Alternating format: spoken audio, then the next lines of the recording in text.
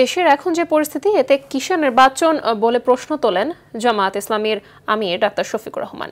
সকালে নীলফামারীর সৈয়দপুর বিমানবন্দরে রংপুরের জনসভায় যোগদানের উদ্দেশ্যে এসে সাংবাদিকদের তিনি এই কথা বলেন। এ সময় তিনি আরও বলেন, দেশের নির্বাচনের পরিবেশ তৈরির জন্য অবশ্যই সংস্কার করতে হবে। এদিকে জনসভায় অংশ নিয়ে জামায়াতের সেক্রেটারি জেনারেল অধ্যাপক মিয়া গোলাম পরওয়ার বলেন, সংস্কার, বিচার ও লেভেল প্লেয়িং ফিল্ড নিশ্চিত না হলে জনগণ নির্বাচন মেনে নেবে না। ফ্যাসিস্ট সরকারের জুলুম, নির্যাতন ও অবিচার, জনগণকে অবহিতকরণ এবং তিস্তা মহাপরিকল্পনা বাস্তবায়ন সহ মানবিক বাংলাদেশ গড়ার লক্ষ্যে দীর্ঘ ১৭ বছর পর রংপুর জেলা স্কুল মাঠে জামায়াতের বিভাগীয় জনসভা অনুষ্ঠিত হচ্ছে।